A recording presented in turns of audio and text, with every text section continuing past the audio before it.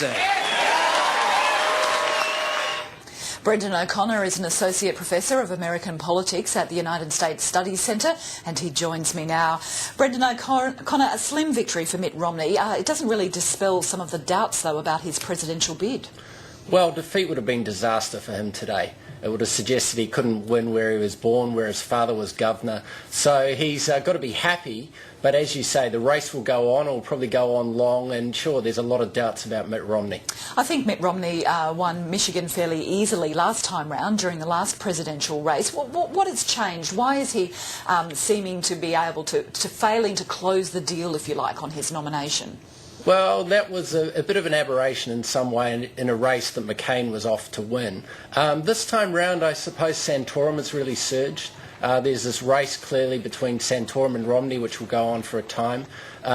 Romney's inauthenticity, some people see him as a bit fake, as a bit too rich, as someone who makes a lot of gaffes about how much money he earns.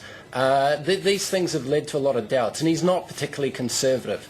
And Santorum has this real following amongst hardline conservative Americans. There seems to be these two arguments. One is that Mitt Romney is the best candidate to be able to beat Barack Obama, and another side seems to be saying Mitt Romney is too much like Barack Obama.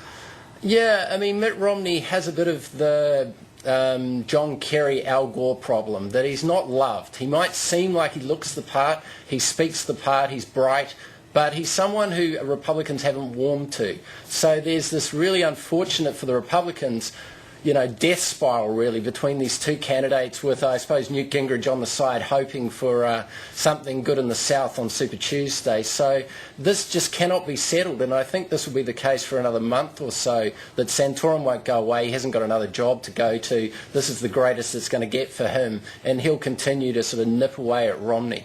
Let me ask you about Super Tuesday. 10 states, I think it is, voting next Tuesday in the United States. So while we've seen Rick Santorum surge, for example, is this a chance, Super Tuesday, a chance for a candidate like Newt Gingrich to come back?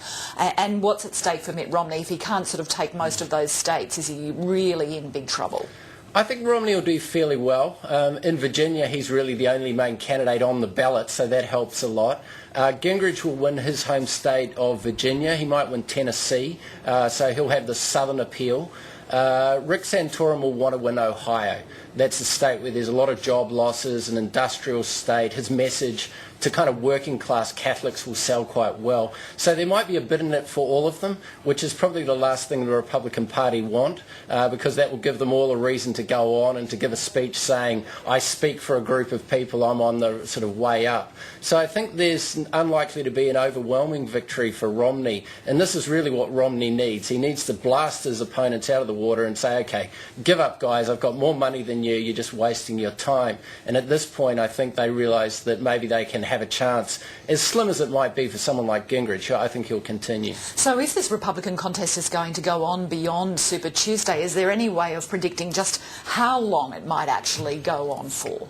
All the way to the convention probably at this point. I mean, there's two things that sort of dictate things in primaries. Mathematics, how many delegates you're going to get, and that's quite hard to get over the line this time round, and chemistry. If you win a lot of the early contests, everyone else gives up and says it's inevitable. This time I think it's come down to mathematics, a bit like Clinton against Obama, that there'll be these small sort of victories at each state. Romney only wins this handful of delegates today. It's not great for him, even though it was quite a thumping victory in Arizona even. So the mathematics of it means that someone like Santorum might as well stay in if he can afford it, and hope that no one reaches the magic mark of about 1,100 delegates, and then there's a brokered convention and you hear about Rick Santorum for another 2 or 3 months. It's very interesting. Brendon O'Connor, thank you very much for joining us. My pleasure.